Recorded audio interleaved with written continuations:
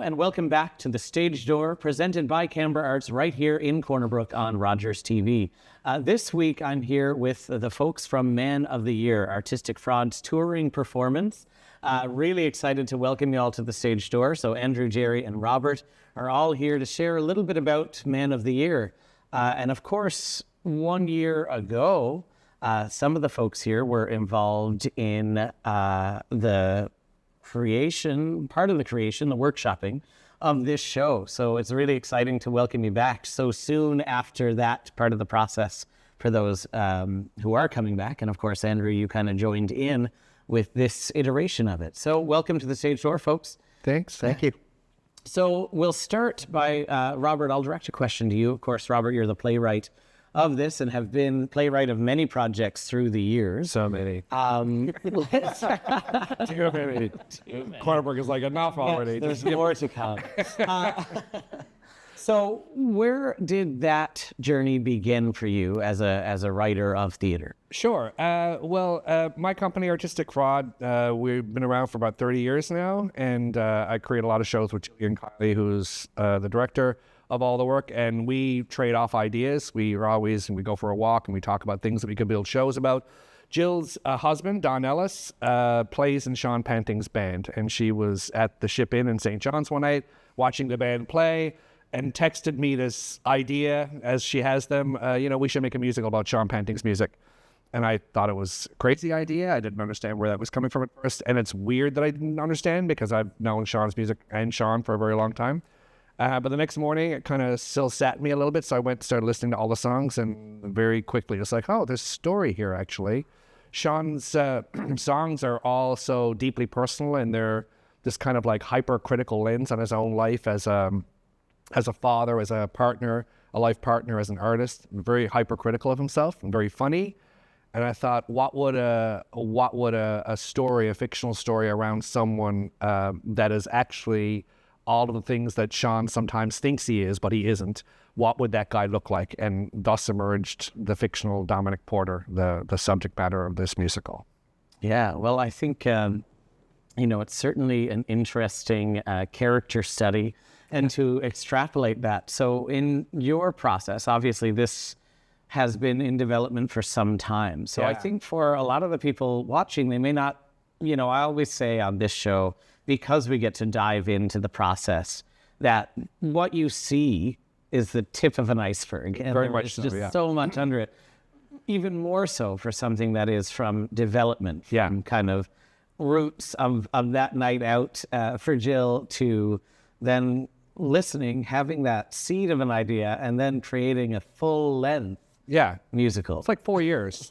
So, I think there was, after that initial conversation with Jill, there was a year of conception phase where we went on walks with Sean and we talked about it, and I had this idea of this character, and so we talked that out for about 6 months, and then I spent 6 months kind of outlining, picking all the songs that I wanted to be in the show from his discography and like putting them in an order and figuring out the story around in and out of the song.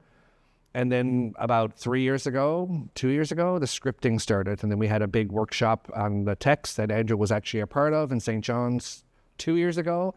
And then we had the big kind of 3-week-long workshop on it last year, part of which was us working with you guys at Canberra Arts and a song through at the Arts and Culture Centre, which is actually a year to the day of our performance here, 27th of March last year. We did the Sing Through performance. And it's a very incredibly detailed and lengthy process to build something like a musical. And the number, if you look at the program, you'll see the actual personnel that's involved in a project of this size. It's huge. It's huge. But I'm really, really happy with where we've landed with the show and with who we've gotten to work with, like the most amazing people in the world. You. Just talking amazing. I'm talking about both of you now. I'm talking about all of it. The entire personnel on this project has been absolutely amazing. I get weepy thinking about how. I say it's luck. It's not luck. We think very carefully about who we want to work with, but the people on the show are absolutely amazing, top to tail in every department. We've been so fortunate. Before we move to kind of the performer side of things, what would you say are the key, you're obviously drawn to stories, Oil and Water, Tempting Providence, just to name some that have certainly toured through here. What draws you to the stories, and what's the difference between those type of stories and this one that's a little bit more, and obviously, shows like Under Wraps are a bit more fictional and somewhat biographical from your own point of view, but what draws it in? Every show is different. Every show is different. I mean, I have a great comfort in writing about stuff that already exists, like Tempting Providence and Oil and Water, because when you get stalled in those processes, you just go back and look at the original source material, and there's gold in there somewhere that you haven't excavated yet, and you find it, and it's the answer to. So you start realizing the problem solving is actually in the research, and there's great comfort in that. When you're creating the story, there's no research to go back to, so the problem solving lands firmly on your plate, and you kind of have to sift through it. So I find it a lot trickier to do that. I mean, all of the shows in some regard have. We were kind of talking about this the other night, joking around. Someone said, "Oh, that character in the show is you." I'm like, well, they're all me in some level, or people I know. And I usually don't have clarity on that until much later, where the characters came from or what aspects of them are me or my family or people I know. It's a tricky and kind of amorphous thing to talk about, because I often don't get clarity on a lot of the stuff until after it's all over and I'm watching it and going, that's interesting. That guy's my brother. I didn't know that. It just kind of came out, Yeah. But it's, I wish I could talk better at this stage of things. Talk to me in 2 years, and I'll be able to get all about it. But I think that's exactly it, right? We do anything we do, whether it's performing, writing, we are taking from our own experiences as well as the source material. And I guess the key difference was the gold that you had to find was, I guess, sometimes listening to some songs and saying, this actually fills the gap. This is the spot that's missing. And I know, from my understanding, Sean actually wrote a new song. He wrote two new songs for the show specifically. And one of which I have to say, my favorite song in the show, no offense to you folks who sing other songs. This interview is over. I think one of my favorite songs of the show, he actually wrote in January. And there was a great song of his that's a very old song of his in the show. And there was, if you can believe it, there was a problem with tenses and a problem with it was in the first person, so and the song couldn't be in the first person. It was all I, and it wasn't making any sense to the audiences here in Corner Brook. We asked people, and so it was always bugging me. And then in January, I kind of bit the bullet, and we were about to enter rehearsal. I said, "Sean, what about a new song?" He took a couple of weeks. They came back with this just real fantastic tune. Amazing. And so that's a great thing too. But I really tried not to do that very much. I tried to let the book do the work around making the songs fit. But there are two new songs that he just knocks out of the park. Incredible song. It's pretty cool. I'm so excited to hear them, especially, having been a part of the workshop. I'm very excited for many reasons to see this show. A, I know it's going to be great, but B, to see the changes and be like, whoa, that's new. It's neat. And of course, to see it fully staged and come to fruition that way. So hopefully a lot of the audience that came to that workshop performance can make it back. Yes, that'd be Saturday, the 28th, to be able to catch that and see what's changed, what's new, what's the same. All exciting things. So moving on down the line, Jerry and Andrew, both of you have a lot of experience on stage, particularly for certainly the last decade as musicians, but have both kind of come back to theater in some ways, well, largely being with the Fortunate Ones and the Once, respectively. So what was it that, we'll start with you, Andrew, what drew you back into theater projects? I know this isn't the first return, but it's been a few. Well, Robert reached out about the workshop initially 2 years ago, and I immediately said yes. Robert and Jill were actually professors of mine when I was at Grenfell, and had a massive impact on me. Like, for a long time, interestingly, I kind of was disparaging about my degree, and I kind of felt like, oh, what did I even learn over there, But so many lessons, like you say, when you look back, you don't realize until much later how impactful the lessons you learned were. And two of the biggest lessons that I learned were from Robert and Jill, was, to be part of an ensemble, to be an active listener. Listening, it's the most important skill that I've taken into my professional career. Is just being aware of what everyone else is doing and really like tuning into that, and not to project mistakes. I mean, when I play in Fortunate Ones, I make mistakes every night, but no one sees that because I don't project it out. And I plan to do the same on Saturday. But so when Robert and Jill, I mean, there's no world where you can say no because the work is so brilliant. And you just think, even just to be a small part of that is such a huge honor. It didn't occur to me until after I said yes, how immediately daunting it would feel. But it's just because historically the work is so special and so important. And you feel like you want to help carry on that legacy, and you want to do a great job because everyone involved is so brilliant. And I had some time off, which was pretty rare. And I thought, oh, this will be something that I haven't really done in a very long time, and to this scale, never before. Yeah. Yeah, and it was just great to be doing something in February that wasn't, like being perched in front of a sad lamp all day. Yeah. No, I think winter theater is so important. It's huge. It breaks up the winter, right? It really does. That's why we kind of chose as Canberra Arts to put our community musical in the winter. It's such a lull, but it gives people community. And clearly from this interview alone, it's clear that you've had a bit of fun. Oh, Like just a bit, but it's an easy group to be a part of. We're all just having a laugh. I mean, at the end of the day, really, we're telling stories. It's kind of the best job in the world. It's up there for sure, I think. And Jerry, we spoke with you not too long ago about a residency at the Rotary Arts Centre that kind of ushered you back toward theater and storytelling in that way. And of course, you were part of the workshop as well. What's it been like to jump back into something so monumental as this production? I think every moment I'm like, oh my God, so happy to be doing this. Every moment on stage feels like an opportunity. Everything feels like I'm that person. Like my dad used to have this thing. I'm so blessed. I'm so lucky. When he died 1 billion years ago, I took that forward in my life. So I just feel very fortunate. It's part of my band name. There you go. Nicely done. That's good. To be in this world, and being in a band for the last so many odd years. I went 20 more. I got to hang out in a lot of these like little small little theaters, and you recognize like the stories are getting longer because there's something that happens in that shape, and then it felt very serendipitous for me to do that play and then to have an audition for this play. Everything just felt like it just lined up in a beautiful way. And there I was with all these incredible actors. They're incredible. They're incredible. And I just feel like if I didn't do this, something would have been missing from me. And now here I am with all full and stuff ready for the next 20 years. You're welcome. Thank you.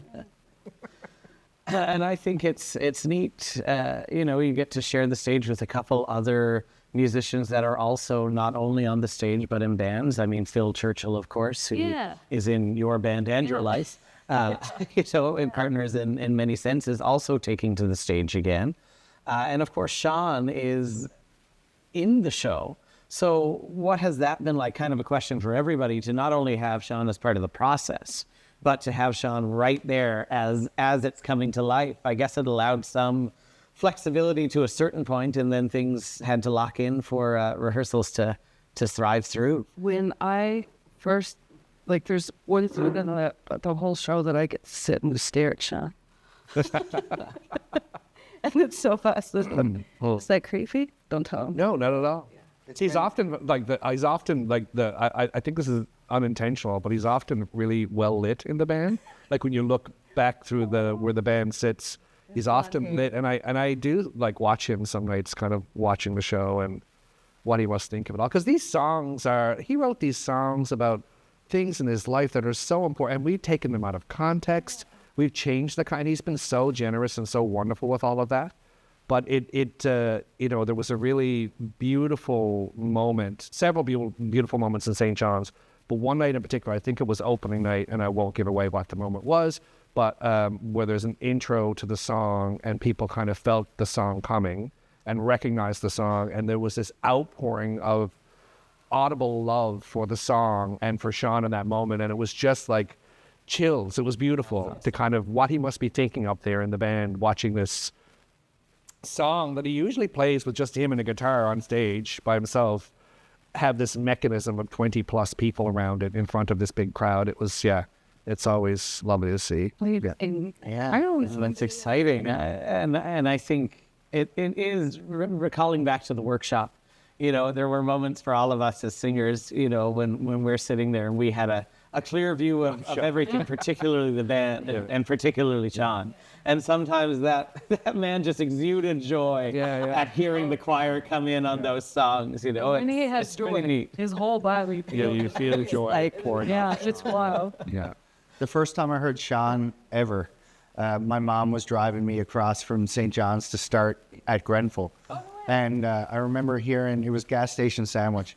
And, it's such a clever, funny song. And I was immediately hooked. And he would come and play at the back lot at Grenfell. And it was like, as a young, like, starting out songwriter, it was like having an audience with the Pope. Like, his music, like, his songwriting craft, it's so deliberate and so thoughtful. And, he's got this tongue-in-cheek self-deprecation that I really relate to. And when you hear those songs in this new context, you might never have heard of Sean. You might never have heard a note of his music, but when you hear the lyrics and when you hear these arrangements in this musical, it's as good as anything you'll hear in the world. And to watch him kind of absorb that every night. And to be, I was a huge fan of his before we became friends. And so it's been a really wonderful ride for me to be like, oh, this is one of my heroes. And he's really getting this amazing moment. It's so well-deserved. And the music is so incredible. I mean, it's a very special show on every level, but the music is exceptional. Oh, in God's name, did you pick just like he has so many songs, yeah. There could have been a vampire. I know. That's the next one. Not for so many songs. I without giving away too much, there was one song that forms kind of the spine of how the show ends. They know what I'm talking about, but I'm not going to spoil it for your audiences. That there's a real story element that became very, very clear to me when I started thinking, and so I kind of built out from there. So that one was what defined how the story was going to end, and then I kind of built out from the catalog. And there's tons of Sean songs that didn't make it in the show that, and people would come up to me on the street and go, well, you're going to put that. It's like, I'm trying, man. I'm really trying. And Gas Station Sandwich. Lane, Mom. Am I right? Jeez. Gas Station Sandwich was one. And I actually did get it in there, but it wasn't in the first couple of drafts. Oh. It wasn't in the first couple of drafts. And people was like, well, as long as Gas Station Sandwich is in the show, it's like, how am I going to fit it in there? And then, well, I won't talk about that. I was going to say that, You've got to come see the show. I was working really, really hard on how to get the into that song, and I gave up. And I thought, there's just no way. And then that song in the show is the one that has the most unearned, ridiculous intro. And it works the best, I think, because it's so ridiculous. Yeah. Yeah, I'll say that. Again, from the workshop, it's certainly a great moment. And it's, I think Sean Panting is one of those artists that is your artist's favorite artist. Yeah. So 100%. So for you both, it must have been amazing to get to work in that capacity, but also get to be part of a transformation of some of that material. So you had to kind of let go of some things to make it thrive in this setting.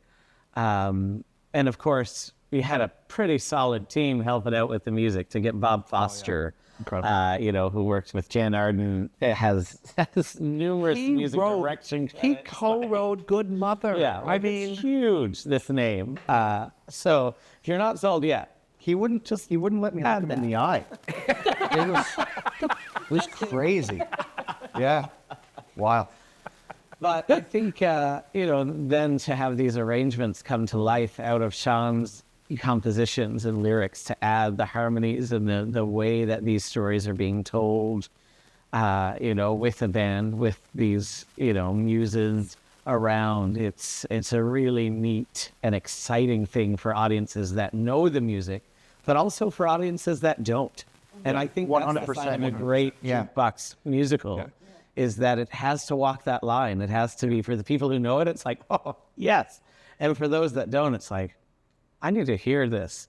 It was one of the best compliments I've gotten so far. Actually, we had a colleague come to see the show last week in St. John's from Toronto, and then we were having a breakfast the next morning, and I said that, he was asking about the music, and I said, well, these songs have been written over 20 years. They weren't written for the show.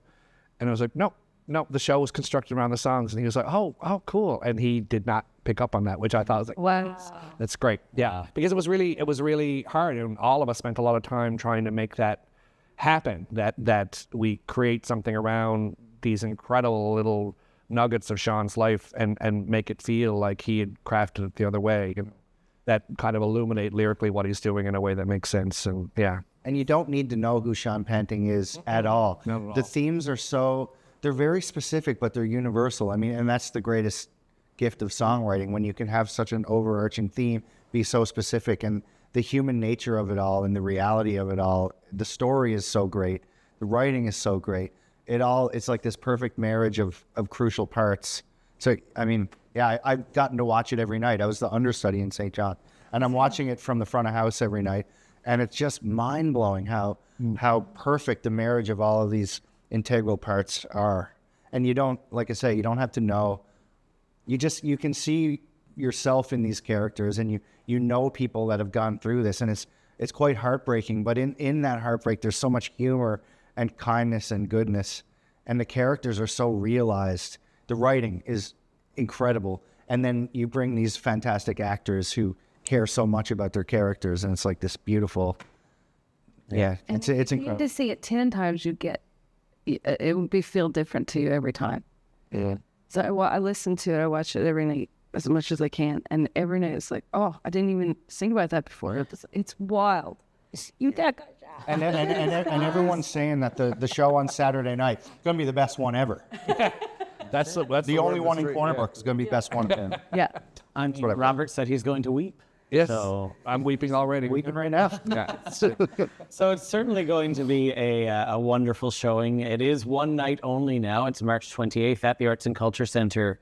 So don't miss it. Get your ticket. Let's give it a full house. This is Newfoundland and Labrador Musical Theatre right here from this place, of this place. And I do want to say, too, it walks a really unique line in that this is very much a piece of Newfoundland and Labrador, and yet I feel is universal in a very unique way, and that it owes a lot to your writing. So I thought that was really exciting as someone who is a big fan of Newfoundland and Labrador theatre, but wants to see it accessible and spread. So that was exciting to see. So we do have a little bit of footage that you'll see of some notable Newfoundland and Labrador artists who would like to celebrate the character of this show. So we'll clue up with that. But before we clue up, I do want to note a couple of things that are coming up. Of course, Man of the Year, March 28th at the Arts and Culture Center. Following that, Off-Broadway Players, our community theatre troupe, has Exit Pursued by a Bear. That's going to Labrador after the performance here on April 2nd for the Newfoundland Labrador Drama Festival. And Tara Manuel's show, which had to be rescheduled due to weather, is now April 8th at the Corner Brook Arts and Culture Center. That's for all the premiers I've ever loved. It's sure to be a great piece of political puppet theater, and one of the few pieces that you'll be able to see locally of political puppet theater. Tara's a bit of a master of that, certainly here. And the Rotary Arts Center has lots of events coming up, but Danielle and Sarah Payne-Pierce are coming up on April 11th. So that's going to be a real treat, I think, to see that family connection. And Canberra Arts has its own series of presentation, April 9th through the 12th, the April Owl, a festival reviving, evolving the March Hare. We're bringing Rex Brown and Randy Maggs back to talk about the roots of that. We're really excited about that. We have Andy Jones coming in. We, of course, have Jerry Holland and Phil Churchill, and Sherman Downey also sharing some music as part of that event, as well as some local writers. And we're really excited about that. And we also have Woman of Labrador, presented by Cindy O'Neill, which we're really excited to present that one-woman show. That's playing all the way through the 9th to 12th, Thursday and Friday evening is Woman of Labrador. And then the 11th is a full day, starting with morning coffee with Rex and Randy, moving through to some words and music, poetry and music, and then concluding with another volume of words and music. And then Sunday starts with another morning coffee with Edmund McLean, moving to the Mad Hatter's Tea Party, something for the whole family. Andy and Mary Lynn have a great puppet theater piece that they're presenting as part of that.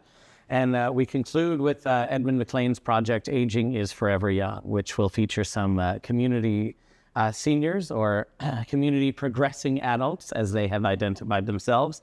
And we're really excited to share that piece of docudrama as well as part of it. So lots happening. April, spring is in the air. The sun's out. There's blue sky every now and then. The rest of it's still gray, but we're getting there. So as we conclude this episode, I do want to thank our gold level sponsor, Harbor Financial, and enjoy this clip of some folks talking about Dom, and then catch the show, Man of the Year, March 28th at the Corner Brook Arts and Culture Center.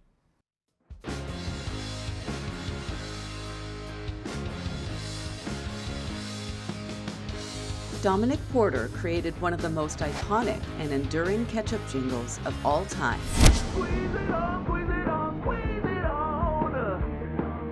Yeah, you hear it once and it's kind of like a ketchup stain on your brain. But rock and roll success remained elusive. Dom, may he rest in peace. Amen. What do you mean he's not dead?